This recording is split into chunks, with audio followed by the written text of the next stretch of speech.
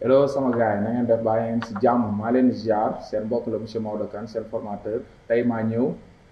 di leen indil quiz du jour.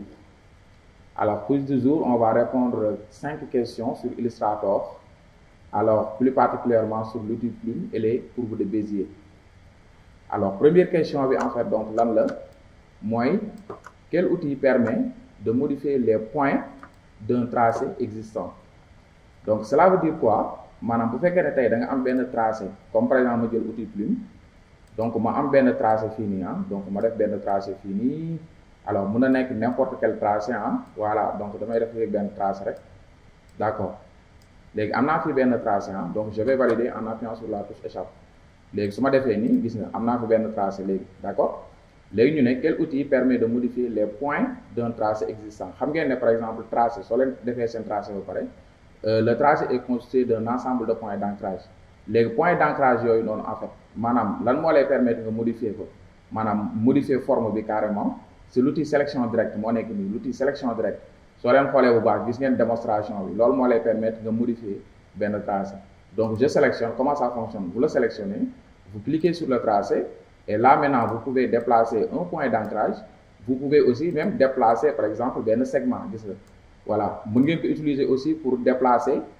les poignées d'une tangente. Ce que fait forme bi day changer carrément. Donc, c'est la réponse à cette question. D'accord? La réponse à la question, quel outil permet de modifier les points d'ancrage d'un tracé sur l'outil sélection direct? D'accord? Voilà, et on va aussi comment ça fonctionne. La deuxième question, que permettent les poignées de tangente? Alors les poignées de tangente yi moo nekk nii comme par exemple tey su ma defee sama tracé ba pare ma jël outil sélection direct ma sélectionné tracé bi da ngay gis ne en fait bis boo cliquer ci benn point d'ancrage da ngay gis ne point d'ancrage boobu en tout cas bu fekkee ne en fait dafa nekk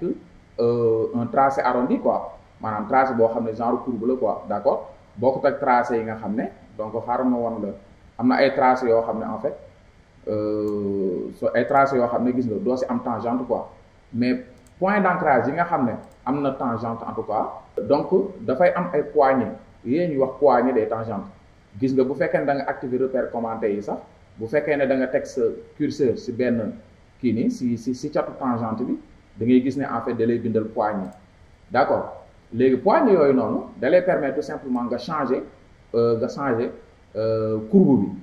d'accord donc courbe yi nga xam ne en tout cas moom mooy tracé bi nii courbe yi. Forme courbe bi mi ngi dépendre ci poignée yi nii soo xoolee bu baax gis nga su ma déplacer poignée bi gis nga courbe bi dafay changer donc su ma ko defee nii gis nga courbe bi dafay changer d'accord donc fii aussi même chose dafay am ñaari tangente benn tangente boo xam ne mooy féete nii benn tangente boo xam ne moom mooy féete nii d'accord léegi tangente bu ci nekk dafa am ay poignées tracé bii nii moom mooy tangente bi léegi lii moom mooy poignée bi d'accord su ma déplacer poignée bi da ngay gis ne en tout cas day changer forme courbe bi. Carrément forme courbe bi lii moom moo koy changer voilà léegi point d'ancrage boo xam ne en tout cas dafa am ay traces arrondies jàppale ne day am forcément tangente bu ci nekk dafay am poignée bi moo koy permettre de changer forme courbe bi d'accord. Beneen question bi mooy lan mooy quelle touche permet d'ajouter un point d'ancrage avec l'outil Plume. Balaa may répondre ci question boobu damay profiter alors di leen présenter la formation Adobe Illustrator d'accord avec les compétences clés. Dessin vectoriel, typographie, mise en page, branding. Et là, vous avez en fait un programme complet, d'accord, Illustrator de A à Z à seulement 10 000 francs. D'accord. C'est une formation qui est déjà enregistrée. Donc, maintenant, vous faites que on vous donnera accès au dossier de formation. Dans le dossier de formation, vous avez tous les enregistrements. Donc, enregistrement, d'accord. Donc, vous avez tous les enregistrements de cette... vous avez tous les enregistrements, d'accord. Alors, il y a aussi des exercices pratiques. Donc, il y en a beaucoup, plus de 40 exercices pratiques qui les permettent en tout cas de être à l'aise sur Illustrator. Alors, vous avez aussi d'autres ressources supplémentaires. Alors, des tests de connaissances pour tester votre connaissance, en tout cas sur le logiciel, avec questions-réponses, d'accord, etc. En tout cas, c'est un dossier très complet à seulement 10 000 francs. Ok, nous continuons. Donc, la troisième moyen, quelle touche permet d'ajouter un point d'ancrage avec l'outil Plume? Maintenant, vous faites que en fait, bon, je vais supprimer ce trace-là. Alors, vous faites que par exemple, c'est l'outil Plume qui est activé. Je vais dessiner. voilà am na ñoo xam ne dañuy dessiner ba pare doog a def ay modifications quoi voilà mais jàpp leen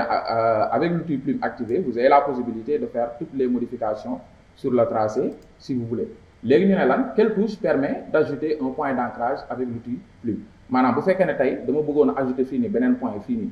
donc là jarul may appuyer si benn touche damay ñëw rek